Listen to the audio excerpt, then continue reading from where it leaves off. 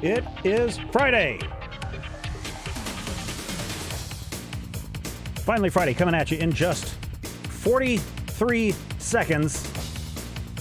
That's right, Friday's right. Friday's all right for fighting. As long as you keep your 6 feet distance and wear a mask.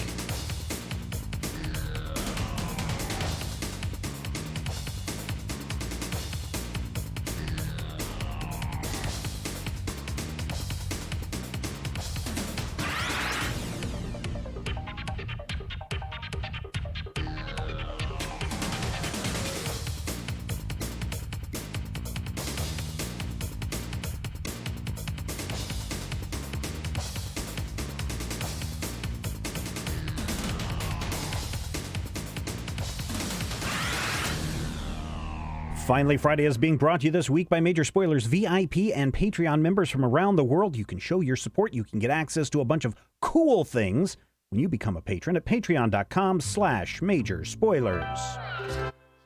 And happy Friday to everyone out there, wherever you may be. I hope you're being safe. I hope you're being well.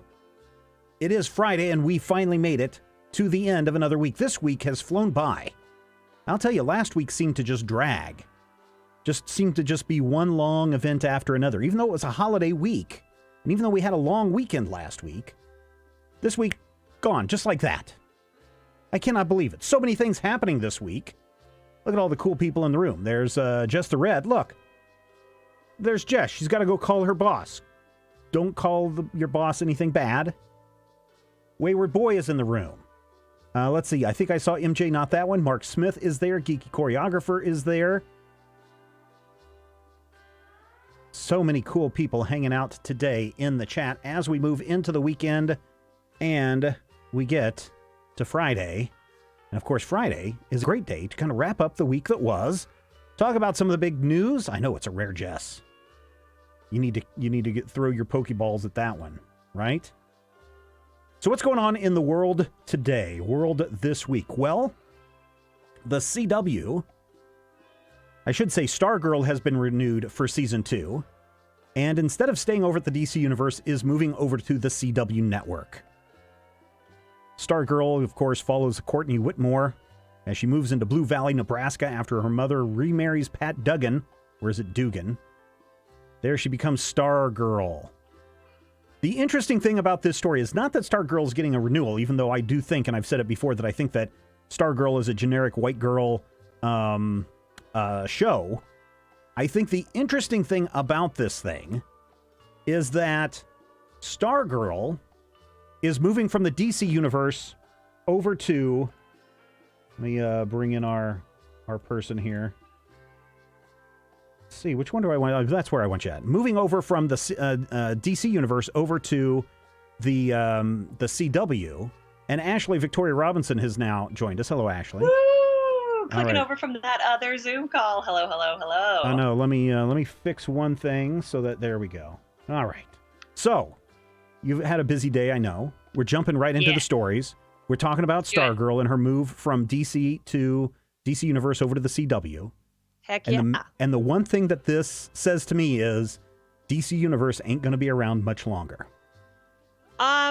Yes, I definitely think that, trying to be as positive as possible about all things at all times. But I think for DC Universe, I think the writing was on the wall with its functionality as a streaming service.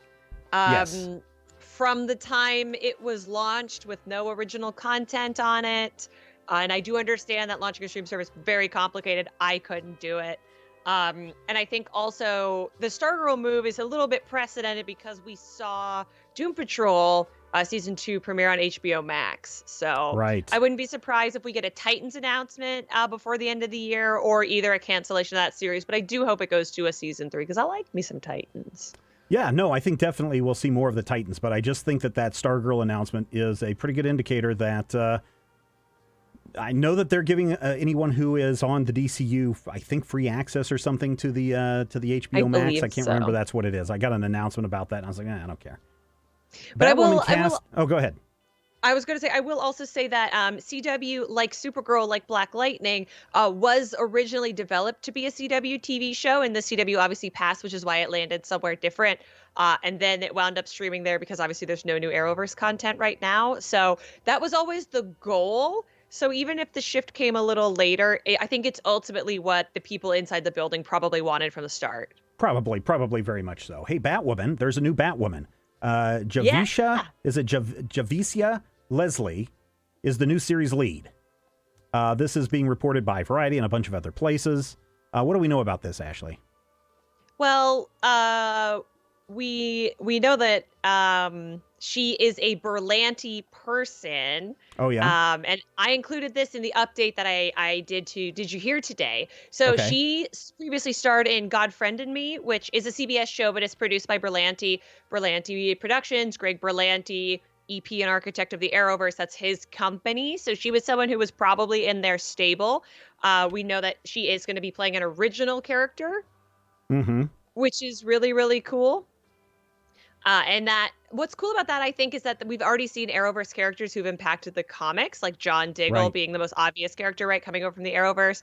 And we know that this announcement was probably supposed to be safe for Comic-Con. Oh, yeah. I mean, so here's the interesting thing, real quick, because we got a lot of stuff to go through. Here's what I'm going to say about Comic-Con. DC has opted not to do the virtual Comic-Con, San Diego Comic-Con thing that's coming out next week, which or 2 weeks from now. I've already shared some thoughts the other night on Dueling Review for those of you who listen to that live show. But DC does have that DC Hero Drome or whatever it is. Fandome? I don't know. Fandome, who controls Bartertown. I don't know what it is, but I'm sure that all those announcements are the things that are that they want to announce. But yes, Boom Studios has already been doing that, doing all sorts of artist reveals. So yes, I am almost positive that this was going to be an announcement that was coming out at Comic-Con. The other thing that probably would have come out at Comic-Con, sad news for Netflix, The Chilling Adventures of Sabrina ends with season 4 later this year. Yeah, I'm sad as a fan, right, that Sabrina's coming to an end. I really enjoy that show. Much like Riverdale, do I think it is a perfect show? Absolutely not. But I really, really have liked it. I think they've had some really wonderful casting. There was a rumor going around for a little while that this next coming season, which will be part 4, was going to be the end, that we were probably moving on from there. Whether that is, there's a good chance that the actors were only signed for 4 and people didn't renew their contracts, people booked something else, or maybe, I don't know what their numbers are. Netflix don't tell us nobody's numbers. Right. But so I wasn't wholly surprised by this, but as a fan, am I a little bummed? Yes, but I think Roberto Aguirre-Sacasa, whose name I'm certain I'm pronouncing incorrectly, and I do apologize because I think you're amazing. We know that he had his hands in Riverdale, he had his hands in Supergirl, and whatever he does next, I know is going to be incredible. But at least we have one more season of Supergirl, of well, maybe Sabrina. of that as well. I mean, I guess that tells you how long I think Supergirl is for this world, and I don't mean any of that with disrespect, but we have one more season of Sabrina, which is better than I think some shows can hope for, because at least that is in the can. It will be coming out, it says later this year, October, right? October, September, probably. Get a little witchy vibe going on. At least we're going to get a closure, and I just can hope that the series ends in a satisfying way, because this is a spoiler alert if you haven't seen the most recent season. When we last saw Sabrina, she was the queen of hell. She's got that doppelganger going on. There's a lot of stuff for them to play with, but also to wrap up in this final season. Yeah, man, I am still behind. The last stuff that I saw was the holiday Christmas one, which I enjoyed. Love that special. So I need to get through all of season 3 yet still. I think I did the first 2 episodes of that, and I haven't finished it. Same way with Dark. I know the great NATO is upset that I started the second season of Dark when it originally came out, and then I was just like, this is not as interesting as the first season, and now everybody's going nuts for Dark. But you know, I agree with you. Robert Aguirre-Sacasa has said in this article that working with The Chilling Adventures of Sabrina on Netflix was an absolute joy. They got to do everything that they wanted to do without people giving them too much hassle, and he's happy to part ways with them and have this be the end of The Chilling Adventures of Sabrina. The one rumor that I had heard was if there was going to be a 5th season, that it would have started to dive into the afterlife with Archie type stuff. Ooh, so interesting. I don't know about that. Speaking of Archie Comics and Spotify have now given us some new competition, Ashley. as they've signed an exclusive deal which gives Spotify a first look deal at any podcast that Archie Comics decides that they want to do for their streaming platform.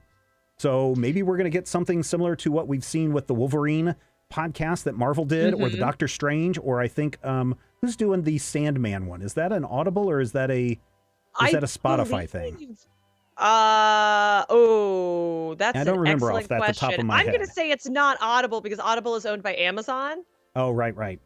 Yeah, I would probably not. I don't know off the top of my head. I also know that like Skybound has a deal for audio development. So all of the comics people are trying to get into this podcast game. I know. It's really weird, right? I mean, it's like a pandemic hits, all your publishing shuts down, and suddenly instead of turning to people that actually know how to do podcasts and do them well, you decide you want to do your own and sign your rights away to Spotify? Come on, Archie. Spotify though has been we'd all love to be approached by Spotify, but Spotify has been buying up a lot of podcasts and making them exclusive and stuff like that. They're trying to get me to put that app on my phone, and I'm not going to do it, Spotify. But like they made some moves this year buying up some other pre-existing shows. So maybe this is just their next.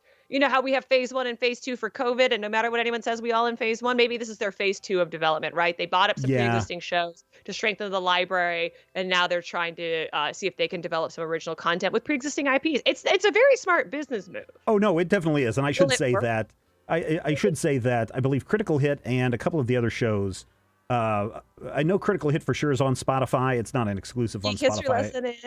Geek History Lesson is there, and of course, I will occasionally drop in a bunch of our other shows onto the Spotify feed as well. So, just to be completely open about this, I think it's fine. I think it's interesting that the company that made podcasting accessible to everyone is more concerned about doing their paid television service than trying to figure out a way to monetize podcasts and push some of these others out of the way, because it's clear now that, and we've been saying it for years, podcasts are not going away, but more people know what a podcast is now than ever before. And I'm really surprised that Apple hasn't tried to do Apple exclusive podcasts, Apple podcasts behind a paywall. And they're essentially letting Spotify take their deal. With their TV arm now. Yeah, that's what I'm saying. They're wasting too much time on their streaming video service when Disney and HBO and Netflix have basically, I'm sure the shows on Apple TV Plus or whatever it's called are fine, but I'm probably not going to watch any of that stuff. I've never signed up for it, even though people have said there's some really great shows on there. I just haven't done it. So I think Apple needs to start looking at some of this stuff. Speaking of listening to major spoilers on stuff, Ashley. Yes. Remember a long time ago when you and I, probably on a Finally Friday or a Major Spoilers podcast, said, oh my gosh, people need to start paying attention to these young readers because that is where the market is, and you need to start directing content directly to those audiences. Well, DC started, Boom was doing it for a long time. IDW has started doing it. Then DC started doing it with their Ink and Zoom and now whatever it's called, DC Kids line. I think it's just, DC Kids. Now Marvel is teaming with Scholastic, which is the smartest thing to do, for a series of young adult books. The first one being Miles Morales Shockwaves, which is supposed to come out in, I believe, 2021, as well as a Kamala Khan series that's coming out. What are your thoughts there, Ashley? Oh, immediate thoughts. It's genius. I can't believe it took this long. I mean, really, right? Really good PR moves on who they're choosing. Probably also means that they were trying to synergize with the Kamala TV show. And my guess would be a Miles appearance finally in live action in the Tom Holland Spider-Man or maybe an Avengers crossover. Like, to me, it just says that if those are the two characters that you're launching with, you're doing a good job in your sort of HR, figuring out who's popular characters and who are diverse representative characters that we need in this time. But Marvel doesn't do anything that is not going to benefit the television or the movie side. And so that's where I put my Steven tinfoil hat on. And well, listen, my conspiracy theory goes, but I can't freaking wait to read them. Oh yeah, no, I think they're going to be great. Here's the thing that I think is very interesting. Now, I guess these are not prose books. These are graphic novels because they have writers and artists attached. What's really interesting is IDW still is releasing Marvel Kids content, stuff Marvel doesn't want to publish, right? So Yeah. I find this very interesting that IDW has been doing great with that Spider-Man series, and I think they had a Squirrel Girl series, and I forget what else they have. They have a bunch of stuff that's aimed at young readers, and they've been doing great with that. Of course, that's licensing. That's not taking any money out of Marvel's pocket because IDW has to pay for it, but at the same time, IDW is making all the money off of the deal. And so I'm just wondering how long before we see IDW suddenly lose all those Marvel and Disney properties that they've had for the last, 5 years. Because Marvel finally has come around and said YA is where it's at. My guess, based on the fact that we are hearing that these books are not coming out till 2021, is that the IDW deal probably extends through the end of this year. Yeah. With an option to renew. And then it won't be going past this. However, Marvel might also just let IDW continue to publish this type of content because it seems like the Miles and the Kamala Khan book are skewing a little older. They're like a little more middle grade. Yeah. And the IDW stuff is definitely for a young reader audience. And those are two distinct audiences. So if Marvel's not interested in reaching out to a young reader audience, they just might let IDW keep making that content because you can't have a non-compete issue within your own company. Like Marvel can shop out that work if they want. But my guess would be that the contract runs out at the end of this year. So Marvel is taking the first steps in them taking that back over, which is interesting, because we talked about on the Major Spoilers podcast this week, we talked about Alien and Predator getting eaten up by Marvel. We talked about Star Wars getting eaten up by Marvel. It's so interesting, right? When they were on the brink of bankruptcy and when they were uninterested in these sort of properties, they were shopping them out. Yeah. And now they're reeling them back in. It's the Disney properties that I think might still remain licensed. Like a lot of the ones that are based on rides, for example, the Figment books, I think you might still see published out of house. And DuckTales, I think, has been doing very well over at IDW as well. So some of those TV series things. I think what's interesting, though, is when Marvel first bought Disney and Boom and I think it was Boom lost all of those books. Maybe Dark Horse was doing some as well. But when Boom lost all of those books, Marvel started to do the Haunted House book, and they started doing the Big Thunder Mountain book, and very quickly they've lost interest in a lot of those Disney properties. I mean, a lot of people thought IDW was going to lose the Mickey Mouse comic books that they've been republishing from the Italian comics for years. But then, for whatever reason, it's just felt like Marvel lost interest in doing that stuff, or they didn't see money coming in that they thought that they would. But now maybe there's been a bigger order from up top saying, no, we need to keep all this money in-house. Even if we are getting money from outside for them to do this stuff, we need to be making this money. We need to control these stories. We need to control this IP. So Marvel, step up and do what we bought you for, as publishing comics. I don't know if that's the case, but I think that is very interesting. And that is how, that's how rich people remain rich. That's how rich corporations remain rich is they pick up all revenue streams. But, we don't really know what IDW is paying in a licensing fee versus how much profit there is. One assumes they're making more profit, which makes the licensing fee worth it in the first place. But one also must assume that a Disney property, even if it's something that's not super hot button right now, is not cheap. So I think the question for Marvel would become, well, do we want to take on the expense of producing these, or is the licensing fee, is that just going to cover it? Is that good enough? At one time, Disney had their own publishing company here in the United States. I forget, Hyperion Books, right? Yeah. And I don't know where they had that stuff published or had that printed at. It would not surprise me if their printers are not in the U.S. or just over the border in Canada. A lot of comics printers, are up in my homeland. And I know a lot of them too are also printing overseas. Yep. And so I'm curious if maybe this is a move to bring all this stuff into a closer location instead of having to pay these high shipping costs from overseas.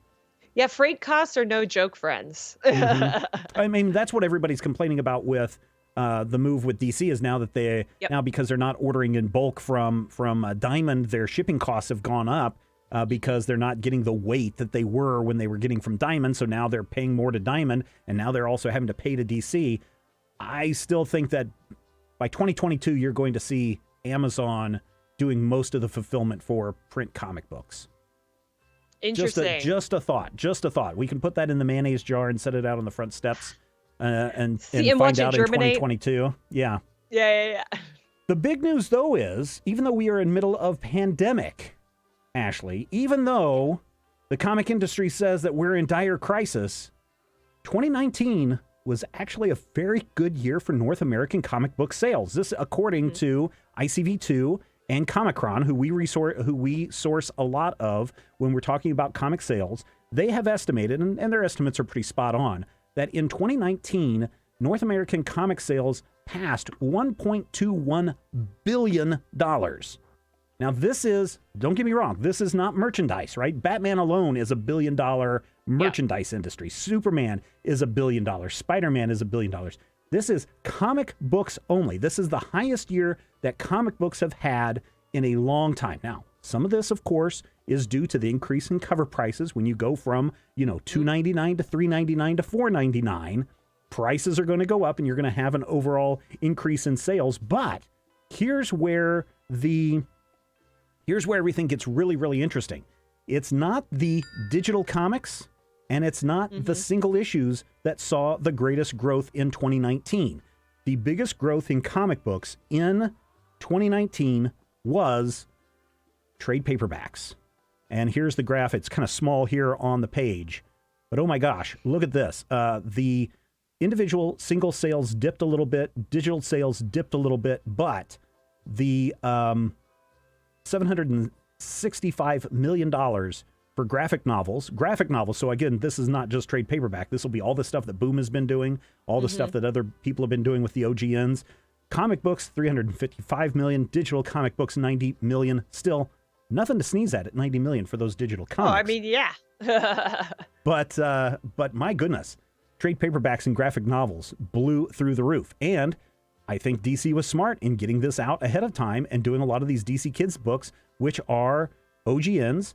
Their Earth 1 series, it's Earth 1 series.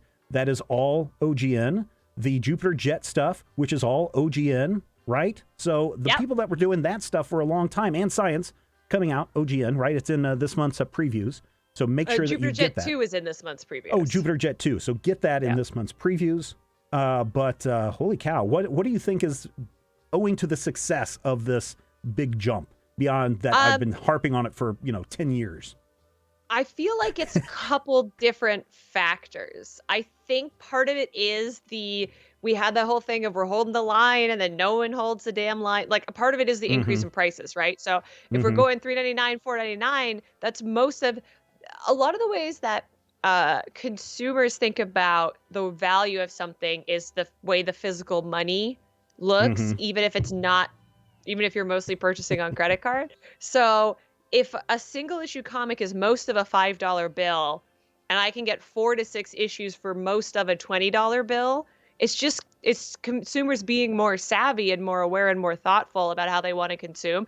I think part of it is also consumers are thinking more long-term, right? So if we're looking in terms of environmental impact, yes, it's printed on paper, but purchasing a single graphic novel or a hardcover or an Omni collection, way easier on the environment at any level.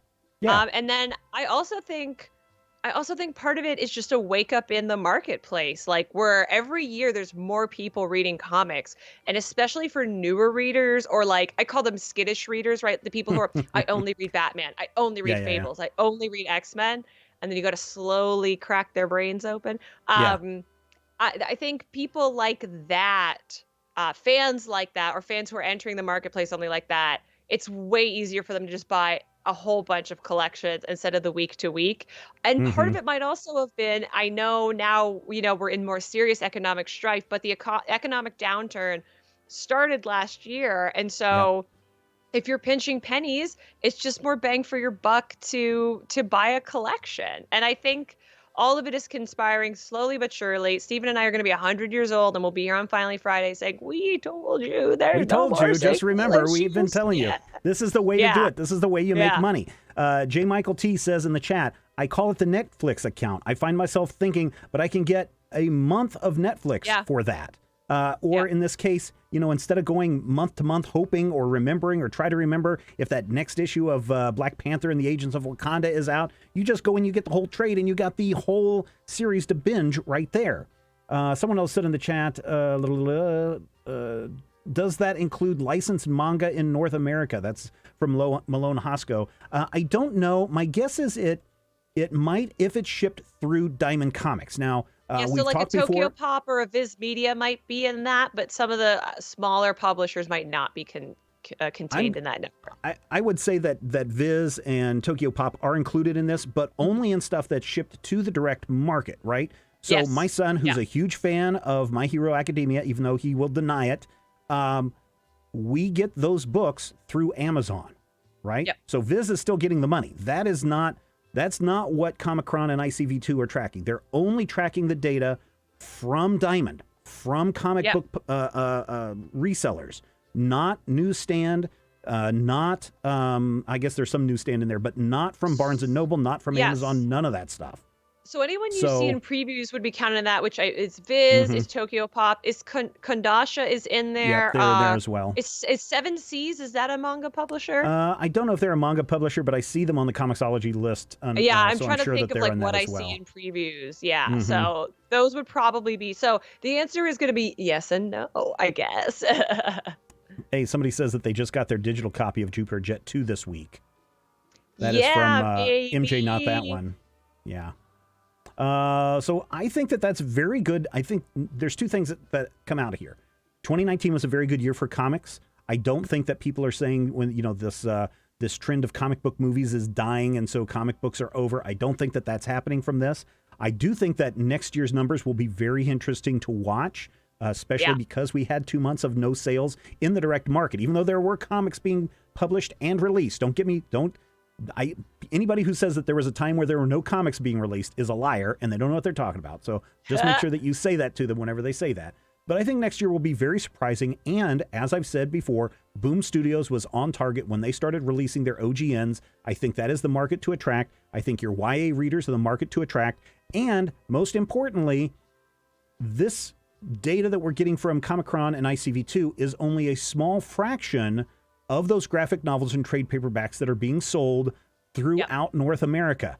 Amazon is not included in these numbers. So those numbers, are much, much larger than what we're getting. Also, I believe the digital sales might only be coming from Comixology and not individual digital sales through the publisher's own digital websites. Probably. So some things to kind of keep in mind with that. Is Tokyopop still around? I thought they folded.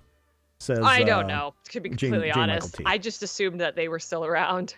No, I think they have gone away. There were some issues with that. I think they were absorbed by Viz, or Viz bought up most of their titles or whatever. But manga will still be growing huge over the next couple of years. So there you go. So there is a rundown. We have blown through this very quickly, Ashley Victoria Robinson. I mean, this week, maybe it's because Comic-Con was supposed to be next week, but this week, like, a lot of stuff happened. Yeah, and I think next week you're going to see a plethora of news, so much coming out. I've been doing something a little different with the website as far as when we're posting stories and stuff. So you should, by the time noon rolls around, all the stuff that we have to share for the day should be up.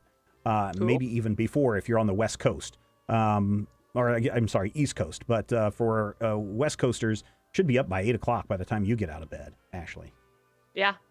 You get out of bed at 8? Yeah, I get up at 8 o'clock. Let's pretend that that's true. Ashley, what else is going on in your world and where can people find you? Oh my goodness, yes. If you are a Jupiter Jet and the Forgotten Radio backer, for goodness sake, check your Kickstarter messages. Check the email account associated with your Kickstarter account, even if it's your Facebook email.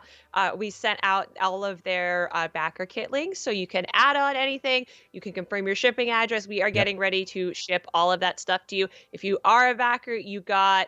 so digitally, you only have the first half of the graphic novel because I believe we're still building the back matter on it, but they will have the full digital graphic novel in the next 4 weeks, which is months and months ahead because it just hit previews, which means that you can order it from your local comic book shop. Please do. It is in August previews. It'll be up in October. That's right. All Jupiter Jet and the Forgotten Radio all the time. And then Geek History Lesson. We have a mailbag episode next week. So if you ask the question, listen for your name. There you go. Don't forget, you can follow Ashley on Twitter at Ashley V. Robinson and on Instagram at Ashley V. Robinson. The V is very important. Of course, you can follow me at Major Spoilers and on Instagram at Major Spoilers. Send us an email, podcast@majorspoilers.com. And don't forget, you can find this show and so many others over at majorspoilers.com. Ashley, thank you so much for hanging out with us again this week. And listeners, thank you for checking us out this week. It's always a pleasure to have so many of you hanging around. Do spread the word. Let's get a whole bunch of people coming and hanging out. So many large numbers of people hanging out today. Thank you, thank you, thank you, thank you. Before you know it, we will be Twitch partners. Oh, we just got to get a bunch more people into the room. As soon as we become Twitch partners, so much more will happen here on the channel, including Dueling Review live on Thursday nights, maybe, definitely Major Spoilers podcast on Tuesday nights. You could watch that live. So much more going on. Find out more at patreon.com/Major Spoilers. Until next time, thank you, everybody. Have a great week.